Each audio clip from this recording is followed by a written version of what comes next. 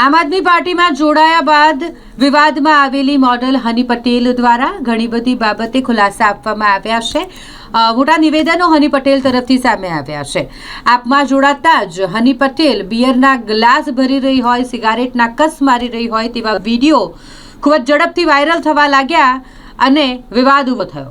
આમ આદમી પાર્ટીમાં સુરતની મોડલ હની પટેલ જોડાઈ અને ત્યારથી જ આ વિડીયો જ્યારે વાયરલ થઈ રહ્યા હોય અને અનેક સવાલો ઊભા થતા હોય ત્યારે મોડલ હની પટેલ દ્વારા આ મામલે ખુલાસા આપતા જણાવવામાં આવ્યું છે કે આ બધા જૂના વિડીયો છે, સાથે જ ગંભીર આક્ષેપો કર્યા છે।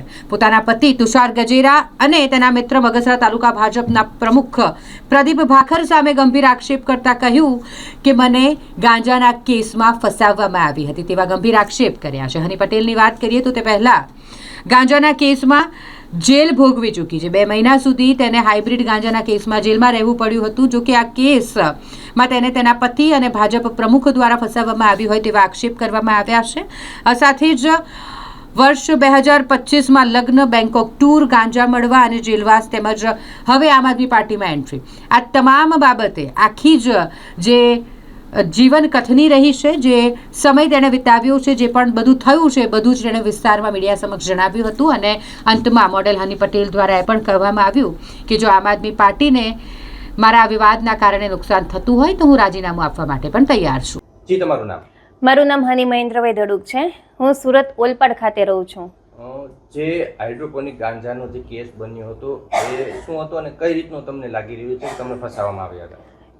મેં જે વ્યક્તિ સાથે મેરેજ કર્યા છે, અમે લોકો મેરેજ પછી થોડાક ટાઈમ બાદ બેંકોક ફરવા ગયા હતા। તેમના મિત્ર બી આવેલા છે, પ્રદીપ ભાખર। એ લોકોએ પહેલેથી જ બધો પ્લાન કરીને મને આ હાઇબ્રિડ ગાંજામાં ફસાવવામાં આવી છે। મીન્સ કે આ એક બધી જ વસ્તુમાં મારો યુઝ કરવામાં આવ્યો છે, ખોટી રીતે ખેલ પાડીને। હાલ તમે આપમાં જોડાયા છો અને વિવાદ શરૂ થયો છે, એને લઈને શું કહેશો? હું આપમાં જોડાઈ છું તો એવું નથી કે સામે કોઈ ભાજપના નેતા છે એને બતાવવા માટે કે એના વિરુદ્ધમાં જઈને હું આપ પાર્ટી સાથે જોડાઈ છું। આપ પાર્ટી સાથે જોડાવાનો મારો મકસદ એક જ હતો કે જે વસ્તુ ભાજપના નેતાએ મને મળીને હાઇબ્રિડ ગાંજામાં ફસાવી છે, આગળ જઈને આવનારી પેઢીમાં એ વસ્તુ એ લોકો ન કરે એટલા માટે હું ઓપોઝિશન પાર્ટીમાં અત્યારે જોડાઈ હતી। આગળ આ વિવાદમાં વધુ થશે તો આગળ તમે શું કરશો?